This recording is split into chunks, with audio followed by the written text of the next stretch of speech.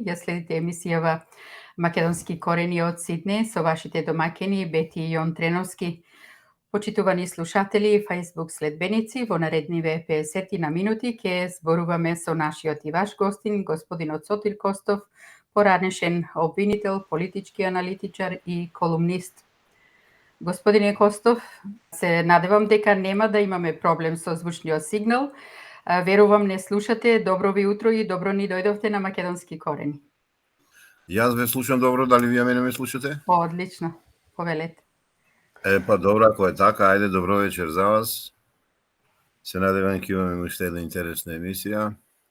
Поздрав за вас во радиото Македонски корени, поздрав за сите македонци, да сте ми живи и здрави и терајте според вашата замисла на емисијата. Ајде, јас да ве поздравам, господине Костов, ви благодариме што овој пат не удостоите нас, но пред се нашите гледачи и слушатели.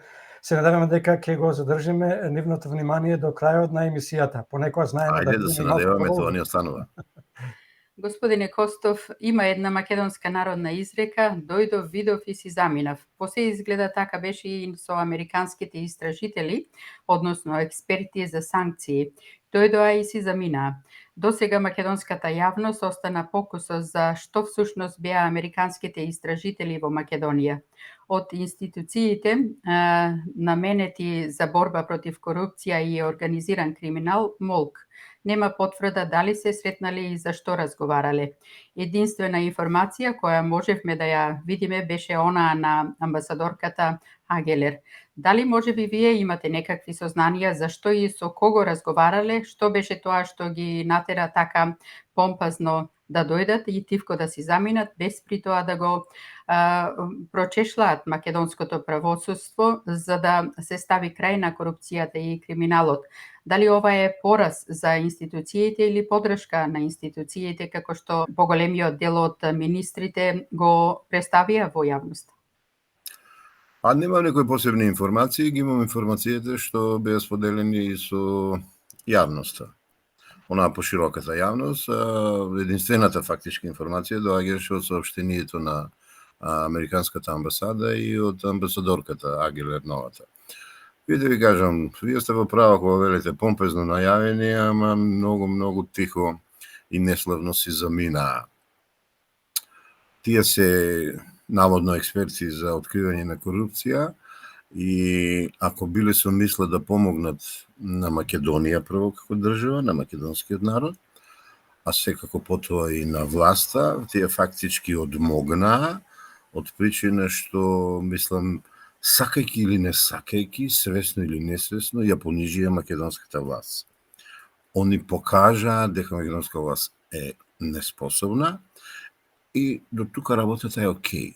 Но од кога македонската власт, представниците на владата, премиерот и неколку министри, како што велите вие, помпезно признаа дека во Македонија треба да има битка со корупцијата на највисоко ниво и дека се согласува со соопштението на амбасадата на САД, од тука работата не чини.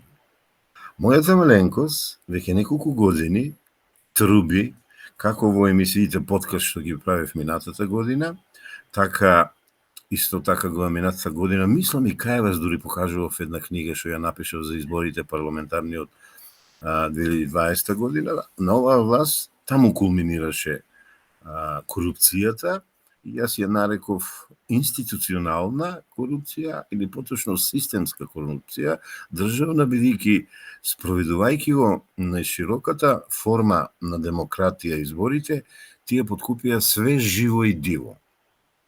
Ја тогаш кажав дека е тоа систем на победа по било која цена, zero sum game, и тогаш дадов три теории или поточно една теорија во три нивоа, дека македонската политичка елита на власт е забегана, дека таа е многу корумпирана и дека треба да падне, да се замине, тој сој ненароден режим да биде заменен. Ама очигледно ја не сум имал доволно авторитет, мене не ме слуша, имам напишано 20 колумни, меѓу првите кажав дека нема мафија во Македонија, туку во Македонија мафијата си има држава.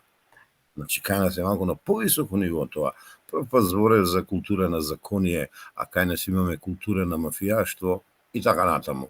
Но, добро, јас сум обичен граѓанин, мене очигледно власта не сакаше да ме чуе и некои мои истомисленици, да бидам искрен, не сум единствен, но затоа со фанфари најувањите експерти за борба против корупција беа прифатени, ја би рекол, со признание. И сега што направивме? Прво, ако е така, Македонија дефинитивно е претворена во протекторат. Ќе ви споредам со минатиот систем. Во минатиот систем социјализмот ни случајно не можеше од страна некој да ни се меша. Сето тоа го правеше власта, Комунистичката партија на Македонија или на Југославија, го правеа тоа помалку успешно, повеќе успешно или неуспешно, да не се многу навраќаме на тоа, но мешање одвор немаше.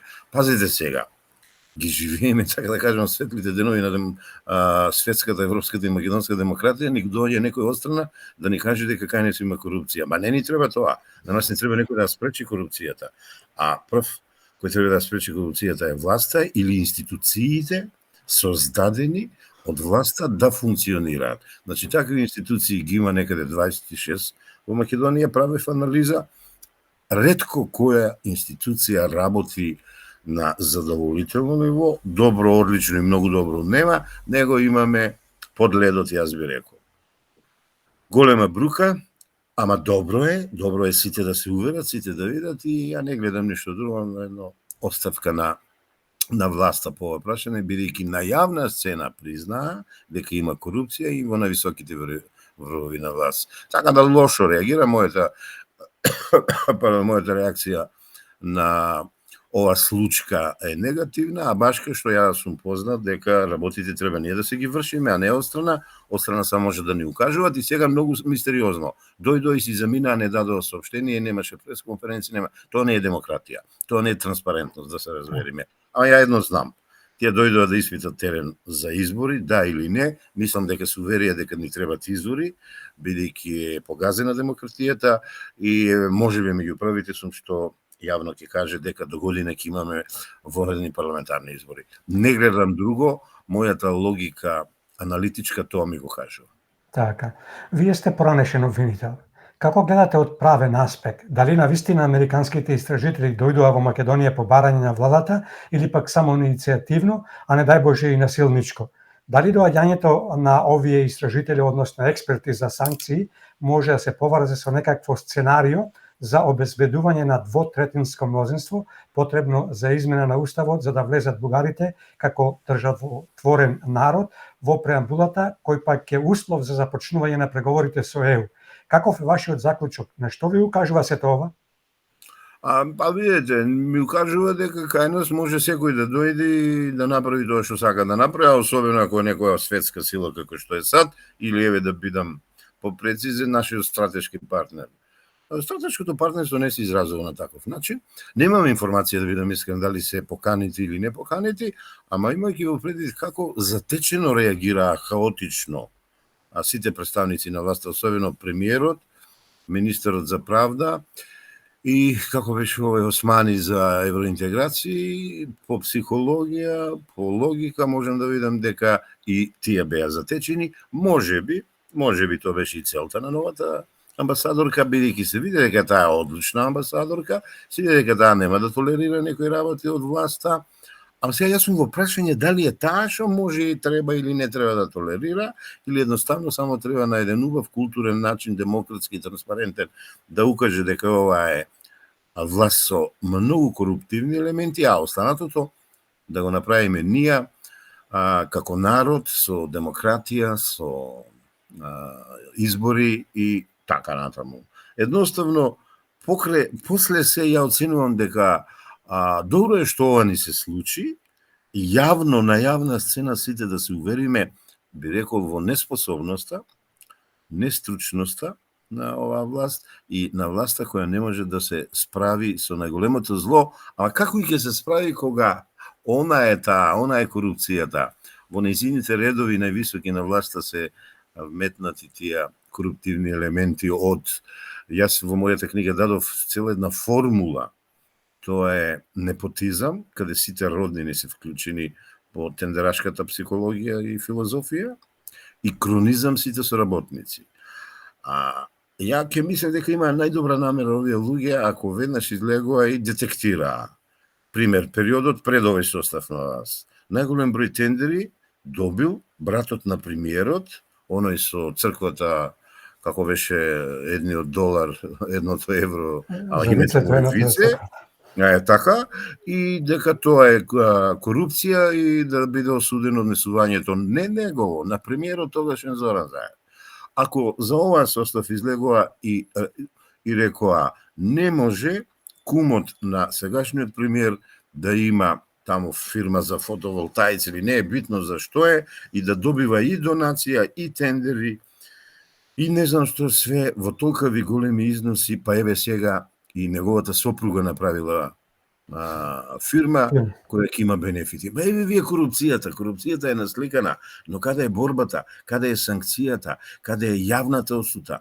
Ја имаме јавната осуда, ама очигледно сме невлијателни, немаме авторитет да покрене некој. Онаа председателката на Комисијата за антикорупција ќе каже нешто и некако ќе рече, толку ние немаме средства. Па не е точно. Едноставно дека тоа не е точно. Средствата ги имаме, алатките се присутни, на сите познати, еден истражува и констатира, друг пријава, сите овие можат институции да пријавуват, може да гони само полицијата и обвинителството, а се знае суди, пресудува судот.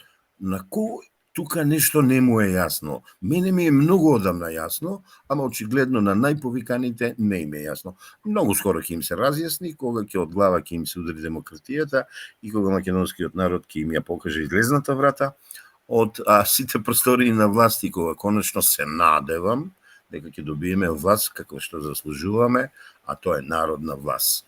Така да околу тоа прашање тоа би имал да кажам. Пред да дојдат американските експерти, а веднаш по најавата дека ќе дојдат, американската амбасадорка Агелер имаше средба со лидерот на ДУИ Али Ахмети. Јавноста не дозна за што разговараа поточно, што се договорија. Единствено што имавме можност да видиме беше тоа дека на масата за време на средбата за прв пат беше поставено македонското знаме заедно со американското, но без албанското. Имате ли вие некакви сознанија што договорија и како гледате на тоа што албанското знаме не беше поставено? Што сака да се покаже со ова? Каква порака се испраќа? Дали со ова, така речено, ловат во матно? Не би рекол дека ловат во матно, бидејќи за прв пат на нас за тоа му е пети амбасадор, мислам, на Али, што го затекнува во Македонија, некој јасно и гласно му кажа што е државен протокол во државава и кое знаме треба да биде истакнато, и ја за ова моите комплименти за амбасадорката Агелер. Моите сознанија од моите соработници албански, а ги има многу, е дека секој пат тој на вакви среди ви поставува барање и му било удоволувано на него и на неговиот тим. За прв пат не му биле дадени барања, тој да испорача одговори, а тоа е да се справи со корупцијата и криминалот во редовите на ДУИ. Што се случило понатаму, како било, јас лично не знам.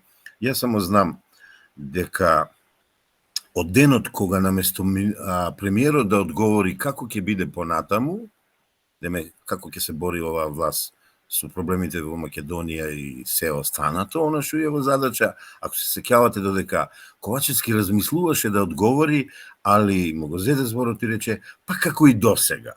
Ја прв напишав колумна и кажав, од овој момент почнува падот на Али Ахмети, за кого јас како стратег имам високо мислење и денес имам високо мислење, како политичар за него, тој политичар немам мислење, бидејќи се што можеше да унакажи Македонија ја унакажи, а зошто имам високо мислење како за стратег, бидејќи се што сакаше да оствари си оствари, а тоа е стратегијата, да си ги оствари своите цели.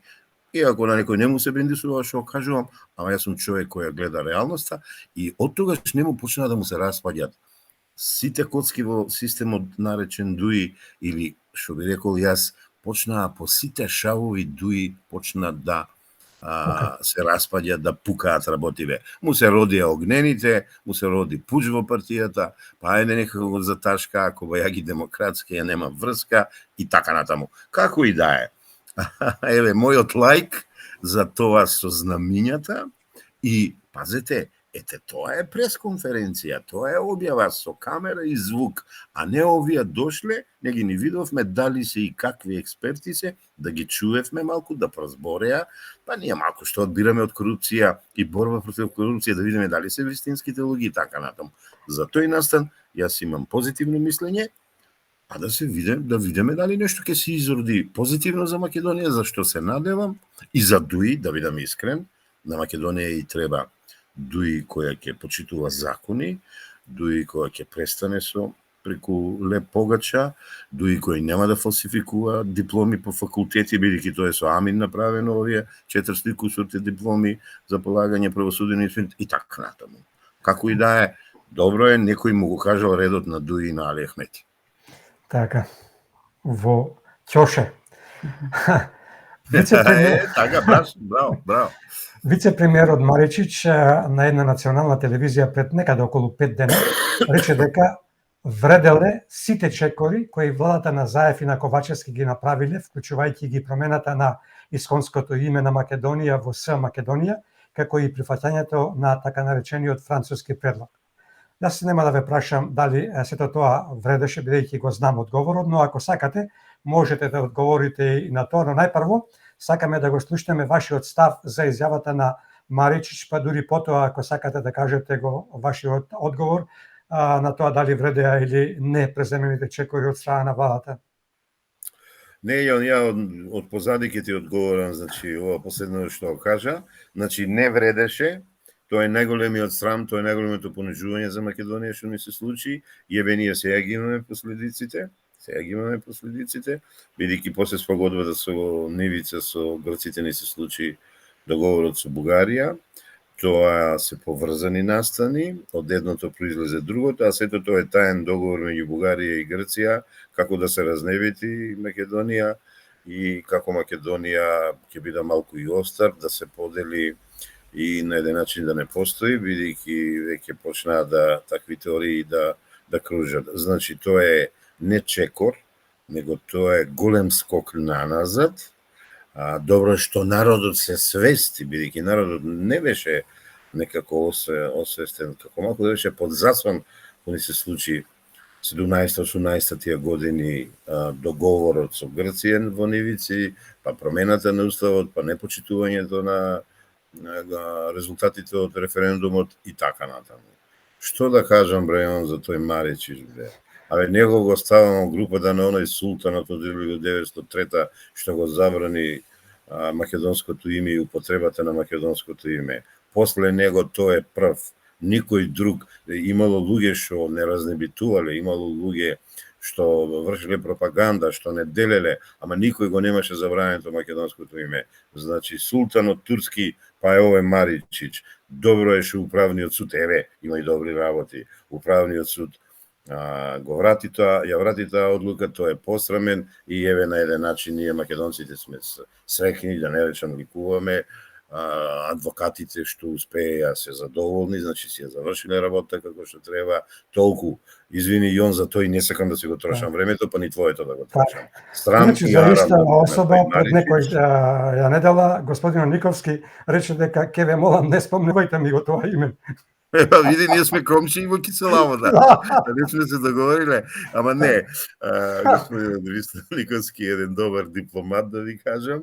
Не можеш да познаеш дека е во пензија, тоа е една голема актива.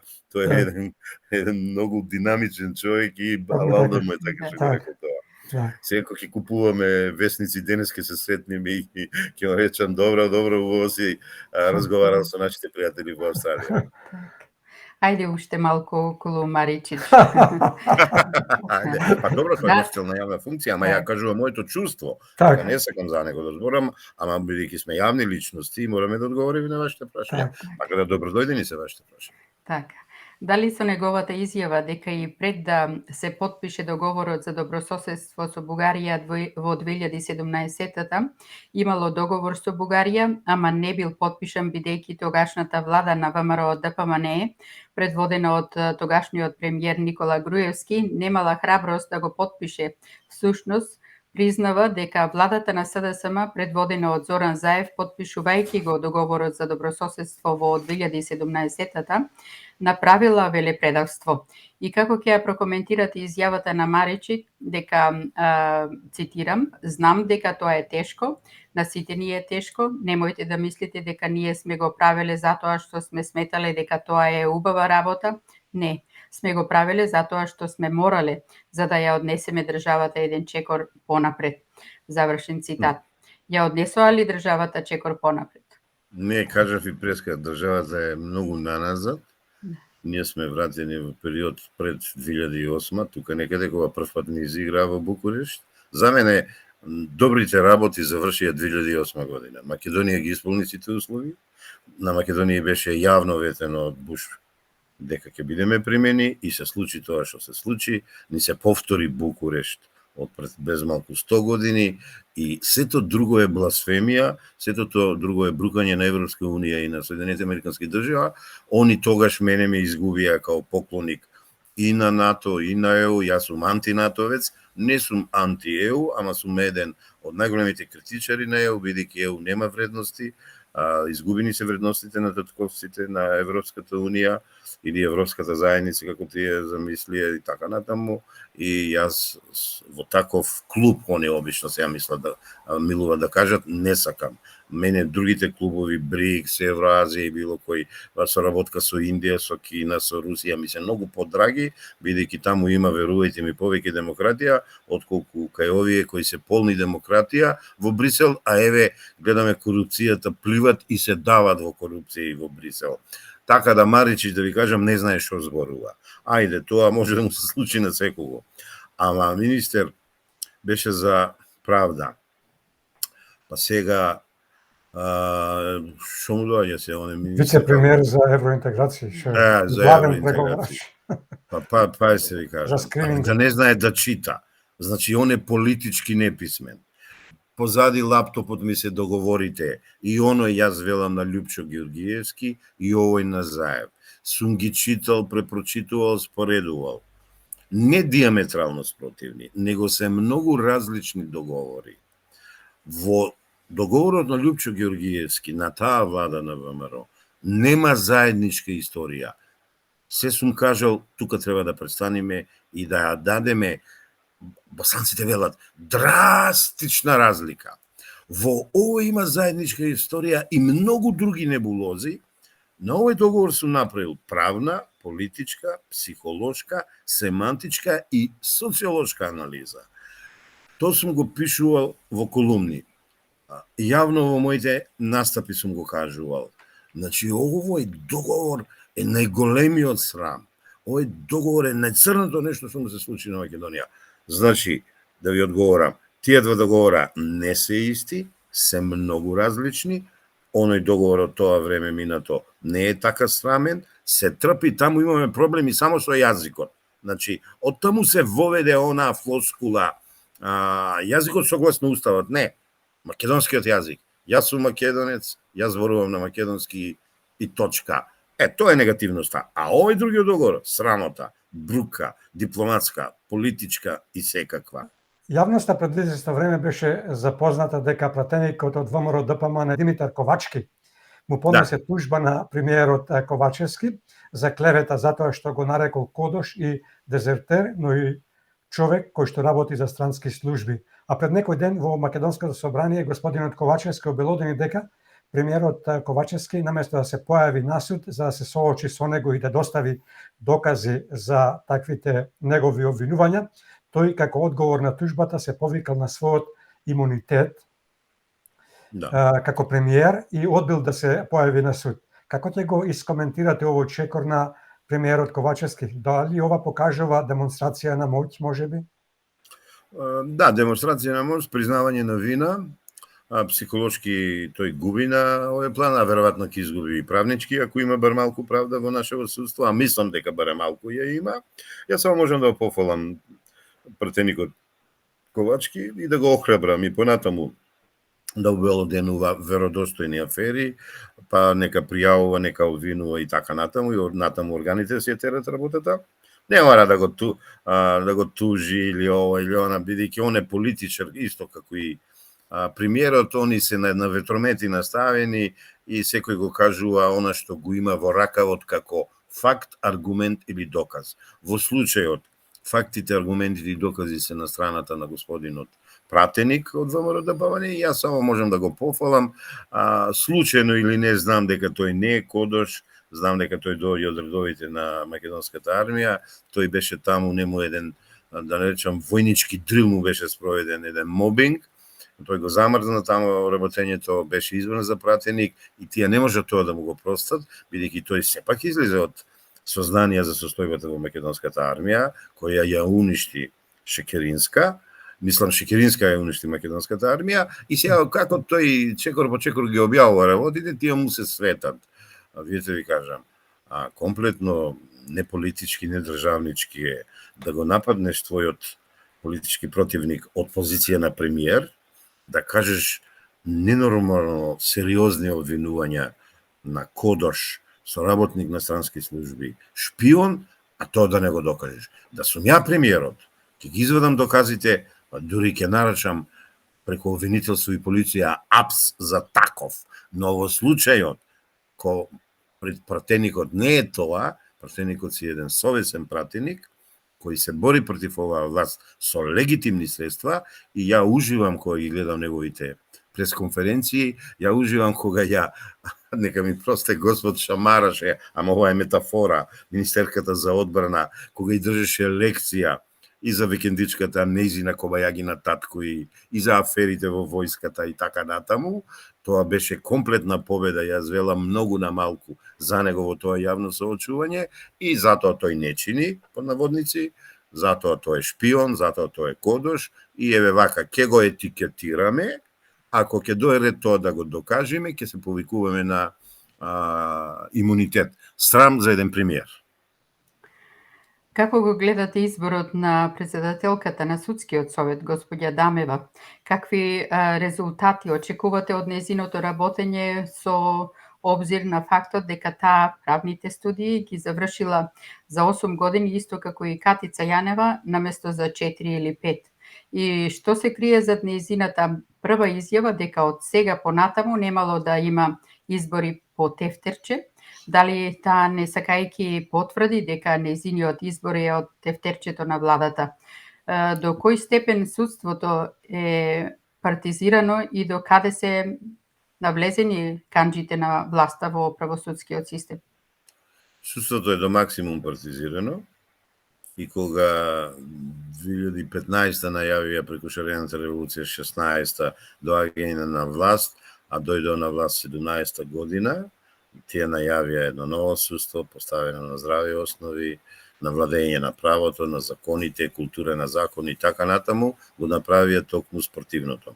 Видите ви кажам, ова ми е можеби и најголемото, најболното прашање, бидејќи ја допред 3 месеци бев правник, 40 години работа, некаде 10 години обвинителство, 6 години адвокат, 16 години, тоа е повеќе од 1/3 од мојот работен век сум бил, значи во судството, на најниски гранки, да ви кажам.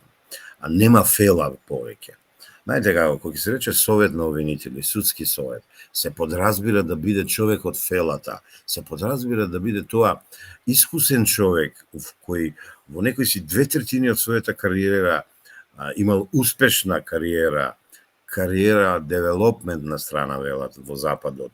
И како резултат на тоа, признание на фелата, па и на политиката, е избран во тие две тела. Така беа замислени тие две тела. Јас сум учествувал во правењето на законите. Тоа беше една добра реформа замислена, ама се изопачи во пракса и да се бираат најдокажаните до тогаш обвинители и судии, кои од тие две места, по истрането малку од Врховниот и Уставниот суд, кои се врвовите на пирамидата на судството и државниот јавен обвинител, ќе го менаџираат судството и ќе ги исправаат грешките. Бруки, обични, да не речам канцелариски административни пацови, ова е метафора, српска метафора е ова, значи не го мислам буквално, владеат веќе 4 до 5 години и со совет на обвинители и со совет на судство. Еве во случајот, таа господја, јас се прашувам дали напишала пресуда. Таа господја, јас се прашувам дали разгледувала судски предмет пред да дојде на оваа функција. Таа господја не може да и пресудува на судиите, бидејќи не била судика, некој административно работник бил, советник или не знам што. Таа господја нема бекграунд во правото, поточно има во правото, нема во судската фела, ево и обвинителската ќе додадам, и таа господја не може да го дотерува нашето судство. Она, како што велиш ти, сама си признава дека фактички ни се случуваат најлошите денови. Тефтерче, видете, и тефтерчето е метафора. Никој не го покажа, никој ни едно ливче не покажа од тоа пусто тефтерче, а во приватни разговори ние си дозволуваме сите да кажеме нешто. Бидејќи тоа се прислушкувани разговори, снимени незаконски, злоупотребени. Јас би рекол, сега најголемиот тефтер го има владата, или поточно би рекол поранешниот премиер Заев, за него знам како влијаел на судството, за овој да бидам искрен не знам се уште, не знам, и ја би рекол сега е на дело тефтерот. Жално, срамно и не знам, мизерија се срамам, значи не сакам веќе ни да ме викат поранешен обвинител и тоа е голем срам да ви кажам за еден судија, за еден обвинител, како оваа господја дама, ќе бидам джентлмен, ќе ја наречам како што треба, и незината претходничка да го прават тоа што го прават, иако претходничката психолошки падна, ама призна јавно дека се случува тоа што се случува, а тоа е бизнис врските раководат со македонското судство.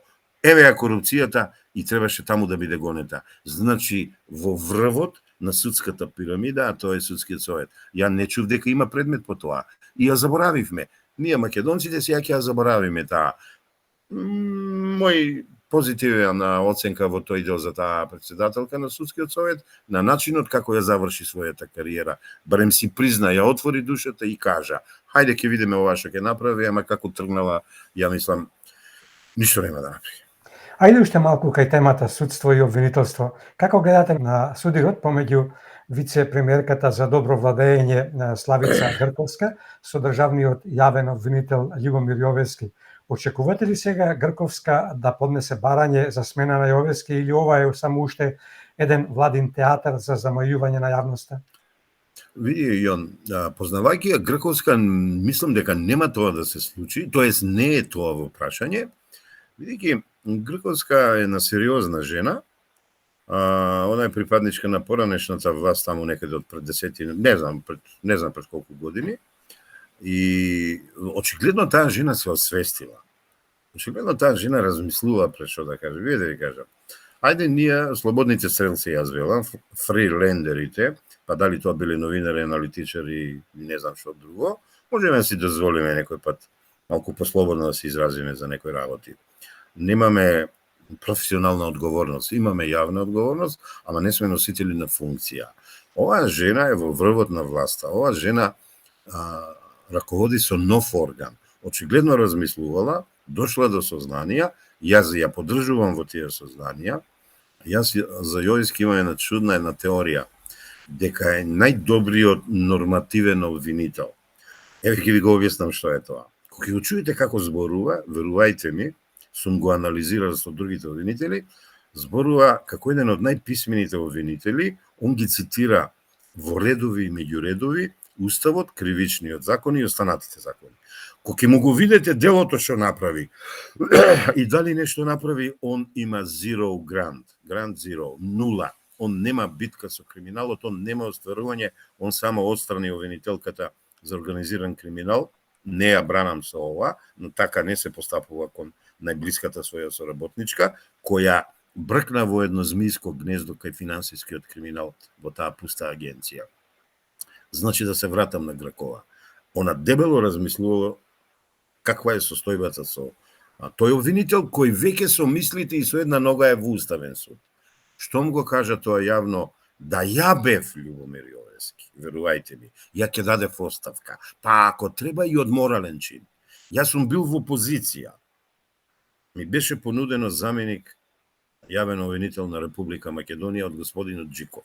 Јас од принципиални причини го одбив, станавме најдобри другари до ден денес. Во почетокот тој не свати зашто одбив, кога му објаснив со тек на времето, тој свати и ме поддржа. Такви гестови се ова не го кажувам, јас се фалам. Од тоа беше 2001, тука некаде 2000 година.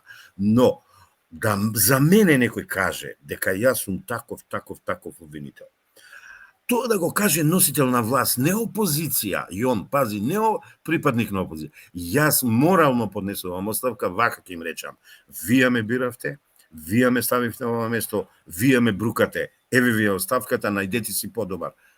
Овој човек нема доблест ни тоа да го направи, да ти кажам. Не знам. Јас сум знаел од левата провиниенција други обвинители биле многу подобри. Ама ја уште првиот ден кога го избраа, кога си ги нападни колегите во Совет на обвинители, бидејќи вака му рече една новинарка: "Господине Јовевски, толку години седевте, вика, во овој Совет за јавни обвинители, тој критикува, не чувствувате ли вина?" Знаете што кажа? Ја бев против, ама ме надгласуваа. Тие го избраа и го поддржаа за оваа функција. Такво нешто на мојата фела никад не сум направил, нема ни да направам, ама ја знаем со кој човек ќе си имаме работа и еве сега абе видите, не рекол нашиот народ, абе жена што ќе ти направи, никој друг нема да ти направи. Моите комплименти за господја Гракоска во позитива, да ви кажам. Так. На сите им е јасно, дури и на меѓународната заедница, дека канџите на политиката се ставени во целиот правосуден систем, а они од власта, како што велиме, се прават да не се од Македонија, иако дури и на врапчињата им е јасно дека оваа власт е криминална и корумпирана.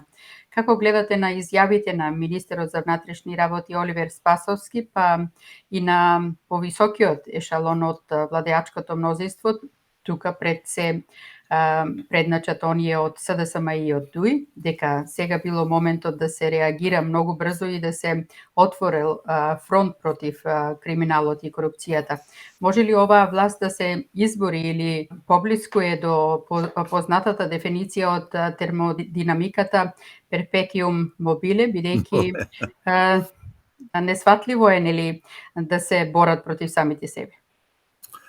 Вие да ви кажам. Јас сум еден од ретките кои после локалните избори кажа дека Македонија остана без министер за внатрешни, од причина што тој доживеа па повеќе кратен дебакал во Куманово, а преку Куманово и во Македонија.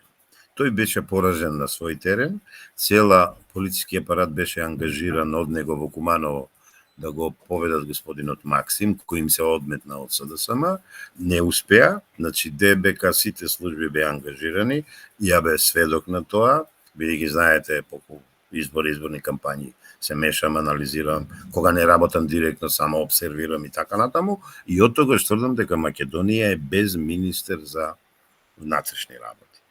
Па види, Бети, што ќе каже друго сен тоа што го кажа. Значи, тој си има проблеми во својата партија, тој си имаме начуено како останал министер, тој си има проблеми во владата, бидејќи него го потисна линијата што ја застапува ДУИ, еден заменик, неколку на службите му направија големи афери, тој не ги смени, тој нема авторитет во полицијата веќе. Па како кај мене ќе има он авторитет? Така да, многу сум разочаран од тоа што се случува во полицијата. Јас секој пат ги бранам припадниците на полициските редови, оние кои си ја извршуваат задачата во контактите со нас, обичните граѓани, ево униформираниот дел, ја никој пат за нив лошо не зборувам, ама во случајот за менаџментот на полицијата, мојата најголема, најостра осуда и го чекам денот кога овој министер, тврдам, нема да си поднесе оставка. Мене ми кажаа некои негови блиски луѓе, размислувал да поднесе оставка, кога на еден начин не му дадоа доверба, кога беа оние смени во СДСМ тој очекувал тој да биде премиер, не се случило тоа, не доби функција и во партијата. Тоа е на еден начин, сега ќе ви кажеме на друга метафора, англиска кралица. Нему замениците од Дуи му се многу појаки, па еве се покажува појаки овој сега што оди во дипломатија, 2-3 години дромаше во полицијата, ама од позади завесата, или би рекол подмаса, и ја лично мислам дека ние го имаме еден од најлошите министри за внатрешни работи. А сосема управо во она твојата дефиниција. Так. Ајде малку да проговориме и за мешовитата мултидисциплинарна комисија за историски и образовни прашања. Некој ден, еден од членовите на комисијата од македонската страна, тоа е Петар Тодоров, најверојатно не сакајќи, но сепак призна дека работеле под притисок, обвинувајќи ги двете страни, бугарската и македонската, за наводно минирање на процесот. Дали ова може да се свати како едно мало подотварање на вратата за напуштање на комисијата, односно како еден вид на одговор на се почестите повици од страна на македонската јавност, пред се од страна на македонските историчари и експерти во одредени области за нивно напуштање, односно распуштање на комисијата? Спрема вас, која е позадината за ваквите изјави? А видите, ви кажам, ја не ви знаел која е позадината, бидејќи сега ќе те разочарам или не, јас со таа комисија завршив, да ти кажам, ја расчистив, пред месец и половина од прилика, едно добро пиле, да употребам метафора, ми кажа еден факт за кој ја не бев свесен. Вика, Сотире, знам дека си, вика, добар истражител, истражи ги, вика, членовите на комисијата од Бугарија, ќе видиш дека се сите македонци. Му викам, немој да ме зафркаваш. Не, вика, истражи ги, вика, те гледав пред некој ден на телевизија, вика, ги напаѓаш, вика, нашиве, ама истражи ги и нивниве. Си засукав ракави, интернет, ги ангажирав моите синови, бидејќи јас сум малку неписмен за социјалните мрежи, она книги отворив, ти реков, ми рече, ги се јавив на неколку телефона, а инаку се јавив во некои амбасади, се јавив во Торонто, каде што биле конзули, амбасадори, атешеа за култура, 2-3 од комисијата, ајде имењата да не им ги кажувам, и ми потврдија дека сите се од Егејска или Пиринска Македонија и дека се македонци. Седнав, напишав јаничари, објаснив што значи јаничари во денешни услови, а што било кога турците го создале тој, и реков, господа, гитла, одете си во Бугарија, немојте да ни копате очи. Ја кажав таа приказката за брат на брат кога си копа очи, и реков, веќе со вас не сакам да се расправам, а после едно нецивилизиран настап на еден нивни представник во само вистина против оној господинот од македонски концепт, кој го навреди и како македонец, и како личност, па за таквите напишав абортирани бугари, им кажав што е абортирани бугари и реков, веќе со вас јавно не се соочувам, не ви давам да имате прилика со македонец да седете. Не знам дали со ова ви одговорив. Да. Значи, тие се ќе направат да докажат дека ние не сме македонци. Ние сме македонци и ништо друго. Поред мене сега ми вадат, сум бил влав, по татко линија што ја не кријам. Ама нивата е македонска, мајка ми е од Кавадарчи, чиста македонка, и од мајка, и од татко, и од прадедо, Митре Бакалот, тепали турци и бугари, да не кажувам понатаму што све. И сега они нас ке не вреѓаат национално, психолошки, ама на секој план. Реков, не се бавам со тија, и едноставно, ево, 2 месеца ја не пишувам за таа комисија, со име и презиме ги поредив, кажав од прилика кој што како, не ми одговорија, што е чудо, се јавив кај 2-3 историчари се кои соработуваме, ајде и нивните имиња да не кажувам, вика, Сотире, тачна ти е тезата, вика, лауда ти е, и ја завршив со нив. Од такви он не очекувам ништо, тоа се јаничари, тоа се школувани, подплатени, употребени против својот род. Впрочем, историјата го кажало тоа. Она ресенската струја која даде премиери, министри, дипломати во Бугарија и бугарската влада е тоа. Тие се наши, тие се македонци, од мука избегале од Турска и од Јаре, отишле таму, биле прифатени, преваспитани, прешколувани, дошколувани, употребени против Македонија. Не благодарам. Тоа било 19 век, тоа било 20 век, ова е 21 век. Јаничари во Македонија ја не прифаќам. Тодоров испрати обвинувања за наводно минирање на процесот на работата на Мешовитата комисија од страна на поранешниот премиер Зоран Заев за неговата изјава дека во 41-44 имало бугарска администрација.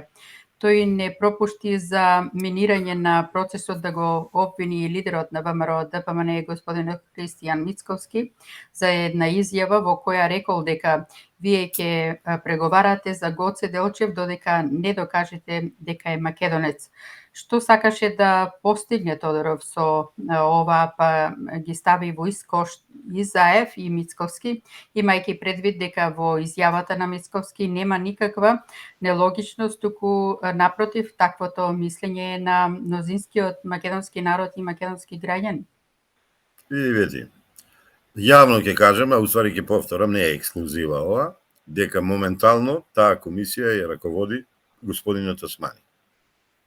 На неколку пати се откриени, последниот член што даде оставка ради него дава оставка, и тој муа не го лази, да ви кажам. Му е гали и понатаму не сака да не размакедончи, да не бугаризира и албанизира.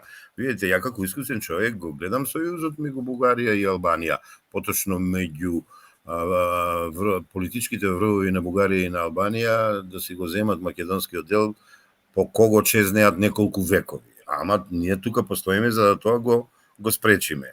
Значи, сосема сте во право, таа комисија е алатка на бугарската политика, мостот, би рекол, понтонскиот мост за таа работа е Османи и комисијата трпи големо влијание. Па, после тоа, кога ги објавија хонорарите, иако јас велам, секој експерт треба да биде платен, ја не сум по тезата помалку пари, сиромаштија, не. Секој нека работи, нека биде платен и ние да одиме у благосостојба. За жал не ни се случува тоа, ама тогаш ја видам зашто не е мотивот. Ја уште пред 2 години, меѓу првите, ги повикав, дури писма отворени пишувавме цела една група од СУМ, па Македонски манифест, па бойкотирам и како беше, сега да не наведувам све, да си дадат тие оставка. Тоа е еден морален чин на македонизмот. Со тоа ќе кажат дека македонизам постои, ама дека македонци нема да работат против него. Не, тие не послушаа, едноставно си ја терат агендата, не се јавуват во јавноста, се обиде едно младо момче кога виде дека не успеа се повлече и еден член од комисијата и парички си земаат, влијание трпат, никакви протоколи. Па видете ги протоколите, бе. Кај е оне бившиот министер за надворешни работи што не уверуваше дека е поголем македонец од Гоце Делчев, од кој му го објави Османи протоколот дека тој го потпишал и го смена, пак отиде во Холандија. Срам како него е, не ќе да зборувам, да речам мајка што го родила, бики со неговата мајка, јас сум добар соработник, таа е почината сега, на Радка Димитрова мислам. Значи, срамота е тоа што го направи на македонскиот народ и кога го сменија, кога веќе не е функционер, од еднаш од сите нас и од тебе и од мене и он поголем македонец. Ајде, од такви македонски, секој пат сме страдале. Таа комисија треба да не постои. Таа комисија треба да биде разрешена, бидејќи таа комисија му диктира на македонското образование. Не може. Видите ли, аман бе, јон, исток-запад не знаат што е, бе. Види, кој не бил источен, кој не бил... Ало, Хималаите ги претворија у нешто друго. Значи, тоа се неписмени луѓе. Нашиот македонски народ рекол, од неписмени... И пак мува не ги лазат. Чувај се, пази се. Еве ги моите коментари за нив. Неписмени, па дури и историски се неписмени. Не можат тие да преговарат за Охридската архиепископија. Значи, бугарите си имат бугарска црква, србите српска, грците грчка. Никој зошто не го зедоа името или додавката Охридска архиепископија? Не, вамо е Печка, вамо е Трновска и така натаму. Охридската архиепископија и автохтоно, и територијално, и етнички ни припаѓа нам. Криво им е. Нека им биде криво. Так. Господине Костов, сакам повторно да се навратиме на тема притисоци за уставни промени. И сакаме да дадеме одговор на прашањето ги има или ги нема. Во изминативе неколку недели прашањето за тоа дали има или не притисок за измена на уставот со цел влез на бугарите во него се почесто ја разбрануваат македонската јавност.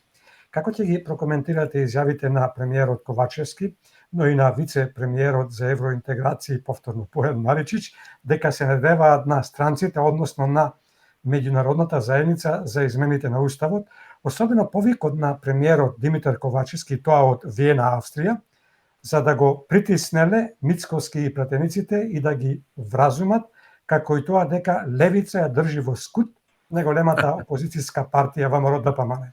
Вие долги години вршите разни анализи. Сте слушнале досега било каде во светот за вакво нешто? На кој Не. начин високите представници од типот на Макрон, на Шулц, па и на другите, планираат да ги внесат бугарите во македонскиот устав после она што се случи со промената на уставот? Докаде се спремни високите меѓународни представници да одат со притисоците и поажно тоа до кој степен притисоци можат да издржат пратениците на ВМРО ДПМН и коалицијата за обнова на Македонија за да го исполнат ветувањето пред македонската јавност дека нема да потклекнат за да гласаат за измени на уставот со што ќе потврдат дека тие се единствената надеж за исполнување на очекувањата на мнозинскиот македонски народ дека токму ВМРО ДПМН е нивниот столб, но и столб на македонштината, за разлика од постапките на владеачката СДСМ. Опростете, помногу ставивме за да можеме да ви дајме широко поле. Вака, још се надолжен на Бети, значи за Мицковски, може да му плюкнат под прозорец, да ти кажам што вели народот. Нека зборуват они, нека направат неприродни, нелогични споредби, јас би рекол, компарации, и си го добијат своето, ама што да прават? Ги гледат истражувањето, па сега офлеле мале. Ова другото малку е покомплицирано, а ја вака би тргнал. Кој бланко, без легитимитет, им вети на странците промена на устав? Предходно Заев, а сега премиерот актуелен, позитивен. Значи, го прашали тој народот? Не. Ја прашали, се договараше ли со опозицијата? Не.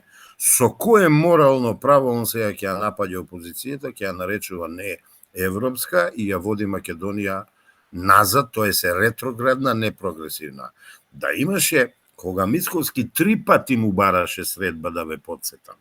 Тој 3 пати го одбива. Тој е првиот премиер во историја на Македонија кој дојде на власт не седна со председателот или обединителот на опозицијата. Тоа историјата го има запишено, тоа е во мојата меморија. Кога му потреба, отпосле го викна. Тој седнал со Макрон, договорил, нека спроведе бе он, ама ја мислам дека нема да спроведе. Ова е не тестот, ова е долгот историски на ВМРО ДПМН кон македонскиот народ да покаже и покажува дека е направиот пат и дека притисоци за промена на устав под притисок на дворешни и внатрешни издајства, на дворешни притисоци, внатрешни издајства веќе нема да се случуваат.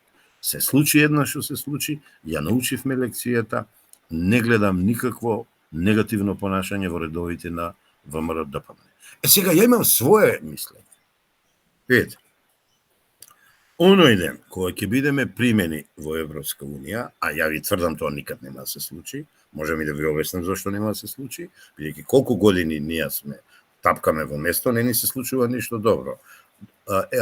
НАТО го добивме ради името и ради стравот од влијание од Русија, еве отворено ќе ви кажам. Значи оној ден кога ние ќе влеземе во ЕУ, јас сум да седнеме, да разгледаме зошто едни делови од народите што живеат во Македонија според уставот, а иначе стручно се вели малцинствата, се во уставот, други не се.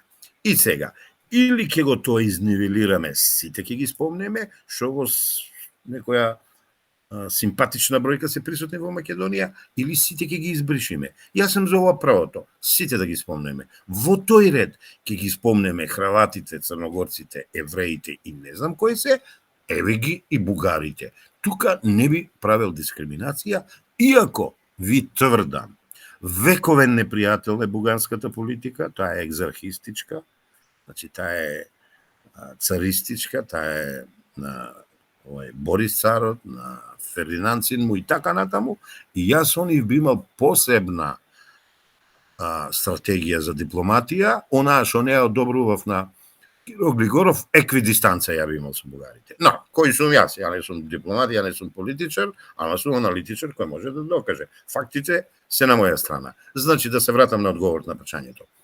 Кога ќе се случи тоа, Сотир прв во јавноста ќе агитира за такво нешто. До тогаш ни случајно. Знаете ли зошто?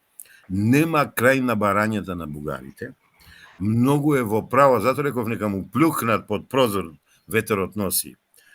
Многу е во право Мицко кој вели се додека не признае, да не докаже дека се Гоце Делчев е македонец.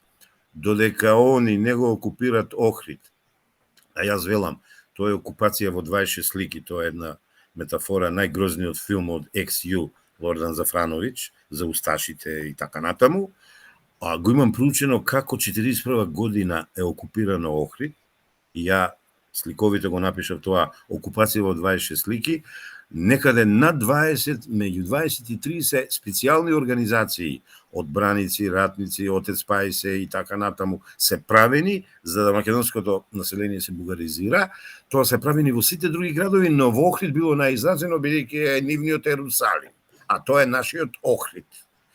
Не успеало тогаш, и он нема да успее ни сега, ја ви тврдам. Ја ви тврдам дека и сега нема да успее, само ако сме сплотени, само ако сме единствени, пред се македонци и водени од една политичка сила, во случајот е ВМРО ДПМН, подпомогната од сите што се опозиционно настроени, и такви присила и подуцена изменени уставот, јас како аналитичар, како правник, не дозволувам, напротив, ги осудувам и сум против нив. Ја реков до кога нашиот устав ќе е швајцарско сирење, па некој се смеја кога кажав тоа, ама еве, на дело ни покажуваат. Ковачевски прво, нека се преиспита, кога и кому ветил, а ја ќе ви кажам, за да дојде на позицијата премиер како аутсайдер во неговата партија, тој го има ветено, не случајно, тој е избран за да го направи промената и нас да не обезличат. Господе, помагај, јас сум сепак верник сум ја, помагај тоа да не се случи. Лично мислам, нема да се случи, ова власт е во заминување. Ја ретко го употребувам овој израз во заминување, не е мој, ама ги гледам сите симптоми на нејзино паѓање. Како гледате на изјавите на Милан Врабески, кој изјави дека сме биле со испран мозок, но и на неговата изјава дека во Македонија ќе се отвореле уште 20 бугарски клубови? Зошто изостануваат реакциите на македонските власти на ваквите изјави? Па се е договорено, инче како рекоте, Врабески е тој? Да, Милан Врабески. Па сега вака, не, ја чув како ама сега да се насмееме, па малку и смеа. Значи, тој брука една цела животинска популација врапчињата. Врапчињата нели ни значат нам за добри метафори, тој ги брука и нив преку името. Значи, тој сака да ни каже дека е многу моќен, дека задни стојат два тројца бизнисмени богати и дека преку клубовите ќе не бугаризираат. Не, само ќе има инциденти, бидејќи веќе преку глава не да ви кажам.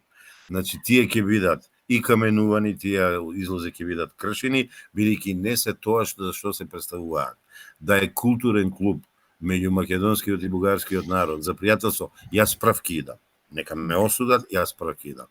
Бидејќи тоа е средство и алатка за бугаризација на македонскиот народ, јас меѓу првите осудив, не ги прифаќам и додека мрдам нема да ги прифатам. Нека изјавува бети тој што сака. Битно е ние да сме против тоа, да застанеме на браникот и на татковината, ако сакате, и на македонштината, тоа нема да се случи. А бети, за власта, која власт бре бети, ова е ненародна власт. Па многу нејасно дека таа ќе молчи. Знаете како? Пред точно година и кусур реков, Бугарија, врхушката бугарска политичка ни импортира, тоест од Бугарија експортира фашизам, а нашата власт молчи. Не ме сватија, тогаш кога еднаш вака рекол смрт фашизму, слобода народу, од партизанското и така натаму. Јас сакав да кажам, отворете си ги очите пред да се случи битола.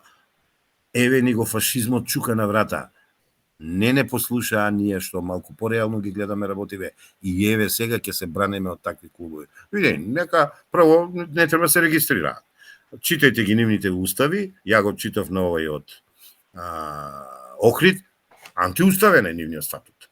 Читете ги нивните статови и ќе видите. А има таму во законот, она што е антиуставно не се регистрира. Значи одговорност на судиите кои ги регистрираат. Така да ќе се бориме против тие веќе. Како ќе го прокоментирате назначувањето на Зарко Милошевски за нов директор на АНАБА на местото на Виктор Димовски покрај тоа што тој на некој начин е вмешан при издавањето на македонско државјанство на рускиот олигарх Александар Онишченко?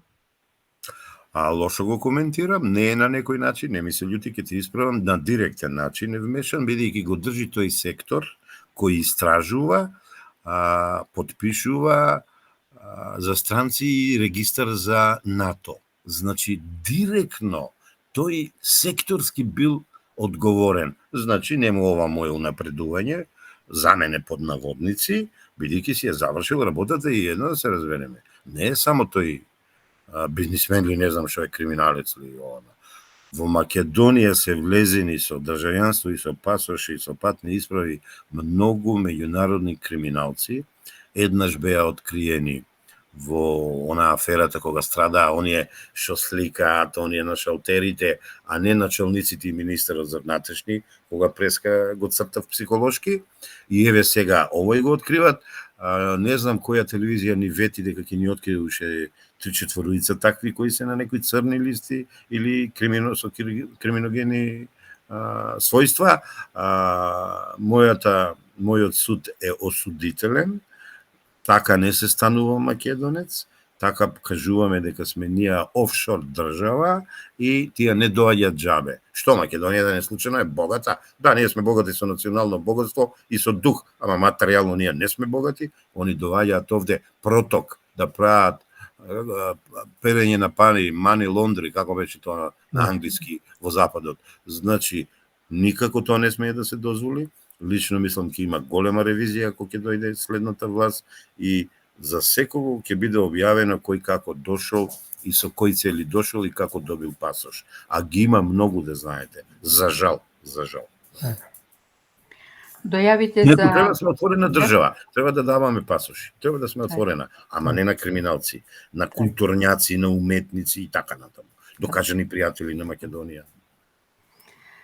Дојавите за поставени бомби, наместо да престанат, тие се повеќе се зголемуваат. Во текот на вчерашниот ден, како што знаете, мета на закани за поставени бомби беа 15 училишта, од кои 10 во Скопје, 5 во Битола, а закана за поставена бомба имало и во хотелот Александар Палас, меѓународниот аеродром во Скопје, фудбалската репрезентација на Македонија и спортската сала Борис Трајковски. Како гледате на сите овие дојави за поставени бомби, но пред се како гледате на справувањето со овие закани од страна на МВР и министерот Оливер Спасовски и како ќе ги прокоментирате изјавите на председателот Пендаровски и на премиерот Ковачевски дека МВР за сега одлично си ја врши работата и нема потреба од свикување на Советот за безбедност? Па да, МВР откри едно дете, за жал детето ништо не направило. И очекува они да ни направат еден театар, видоа неуспешно и се повлекува. Значи, срам и арам за МВР, ништо не откри. По толку закани бети, ти барем на една да не влезеш во трак, мене ова ми зборува дека е некој сценарио. Ама тоа ми зборува логиката и искуството. Да бидеме искрен, докази немам. Ама пазете, нешто што ти се повторува. А има начини како да се открие тоа. Ајде да ве прашаме, да ве подсетам, како ја открија она прогресивната група во Велес што учествувала во изборот на Трамп и американците дури ги проучувале, да ви кажам. А дури некои веќе се ангажирани, ајде да не кажам под СИА, вамо тамо како големи експерти. Па како бе сега од Америка ги открие овие наши македонци, ако се работи за Македонија не може да ги открие. Не.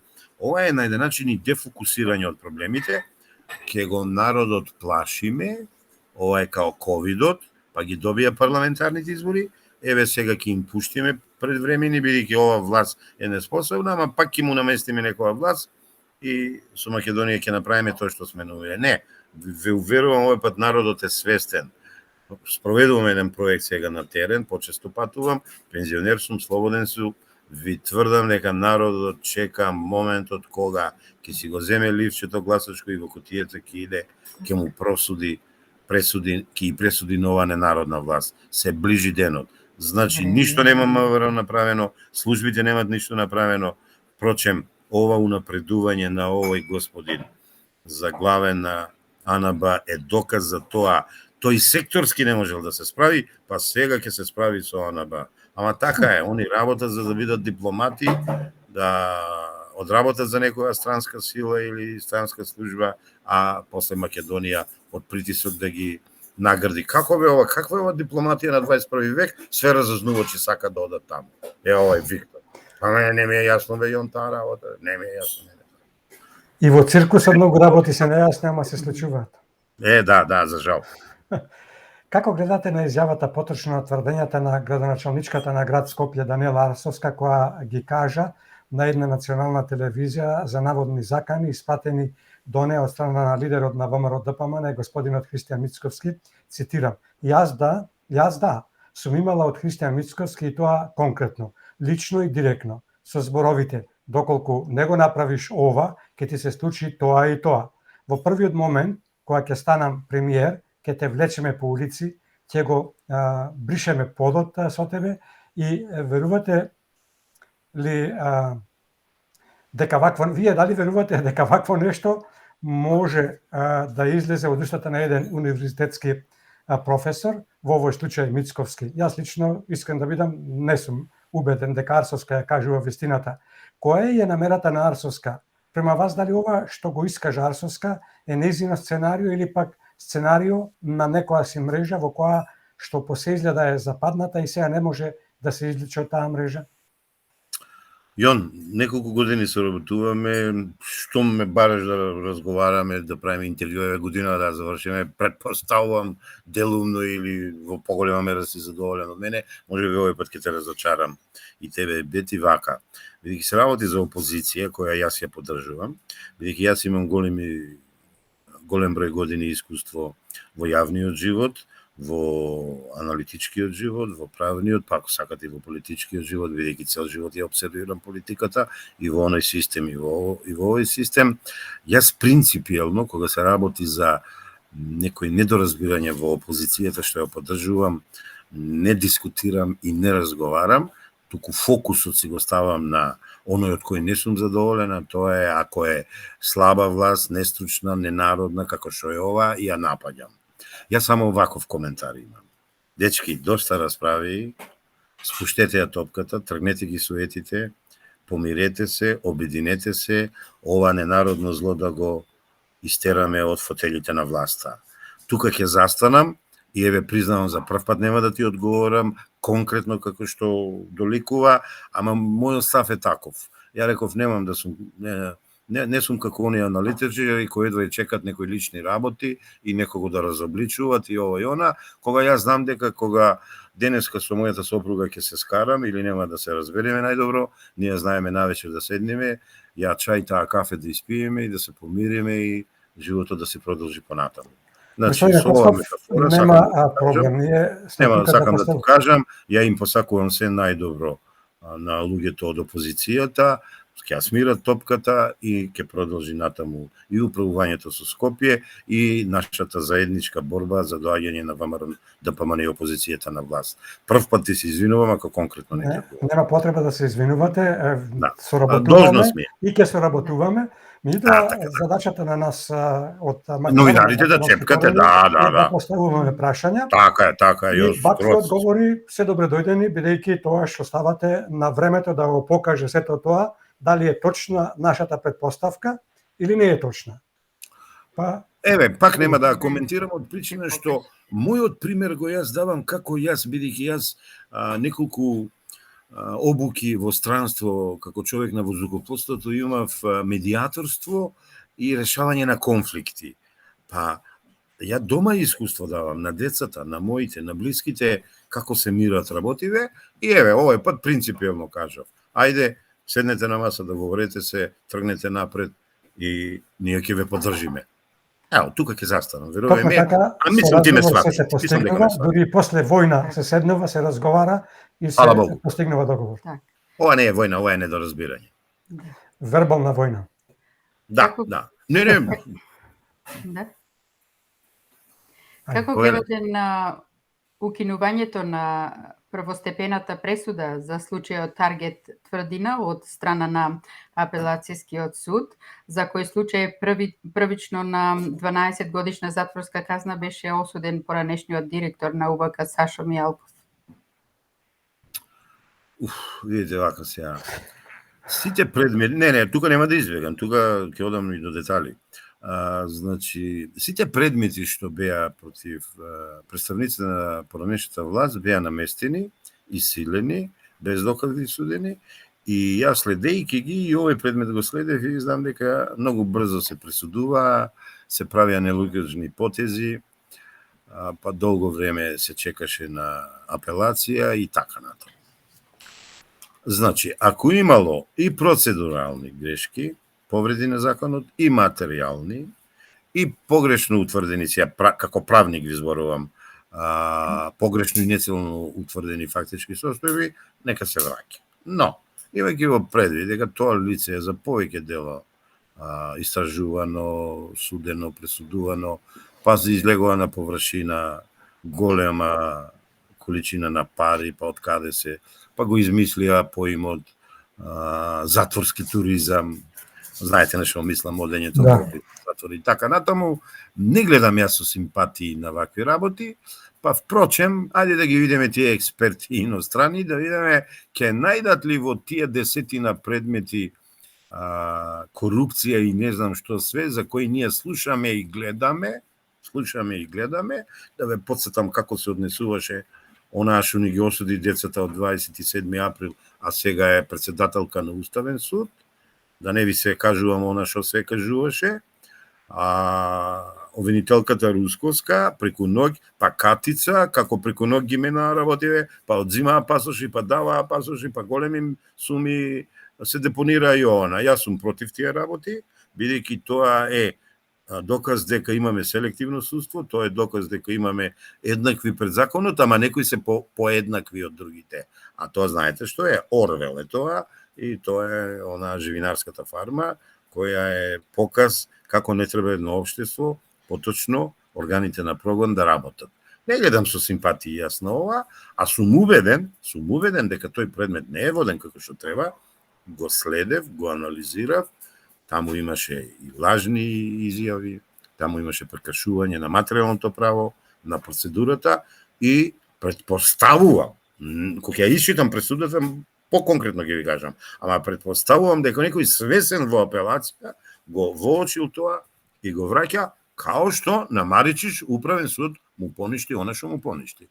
Во тој дел, како правник, еве да речам, окей, нека излезе вистината и правдата на дело. Ама во големиот склоп, со играта на толку милиони овона, јас тоа не го одобрувам и еве да видиме ајде што ќе испадне. Ути каде е тука обичниот народ кој лежи за 2, 3, 5, 7, 8 години за многу пониски дела? Како тој да биде ослободен и како тој да излезе од затвор, кога знаем имаме и помилувања? Видите како, државата те казнува кога работиш против законите и уставот на Република Македонија. Истата таа држава, порано кралот, те помилува, те амнестира по повод национален празник, државен празник, некој специјален јубилеј и така натаму, ама не само големи зверки, треба да се амнестираат и обичните народи. Така да ја тоа го застапувам, значи да немаме селективност. Немаме праведност, бидејќи реков дека македонското судство едно што е селективно, второ е и неправедно. Тука некаде мојот одговор се движи. Господине Костов, ќе сакате ли за крај да кажете неколку зборови за последната анкета од страна на ИПИС? Се разбира доколку бевте во можност да ја видите. Јон, се е кажано, многу на малку, многу за опозицијата, малку за ненародната власт, затоа бегат од предвремени избори, затоа не сакат да се преслушат кај народот, а иначе, пази вака, да се паметни, да се фер, да се морални, ќе изгледаја они оваа година на избори, па ако случајно победеа, еве им на еден начин легитимност и уставот да го менуват, бидејќи народот ако им даде ним поддршка, молим лепо, тука нема што ние критичарите да зборуваме, него они како ѓаволот крзбегаат од предвремени избори, знаат што ќе ги најде. Ја ретко кога верувам на анкетите, ова ја проучував добро, ги споредував параметрите, видов примерокот на колку е, па и од кој е, и се знае многу за малку за опозицијата и се надевам овој пат ќе биде материализирано во победа на опозицијата како што беше на локалните избори. Така, господине Костов, ви благодариме, како и секогаш задоволство причини вашето учество во Македонски корени. Во пресред на празничниот период и дочек на новата година да ви посакаме убаво време, многу здравје, среќа и просперитет на вас и на вашето семејство. И со желба и наредната година да продолжиме да се слушаме и гледаме. Пријатно и до слушање и секако скоро довидување. Задоволството поголемо беше мое, ви благодарам на честа. Еве ја завршуваме некако годината со диалог, со убав муабет.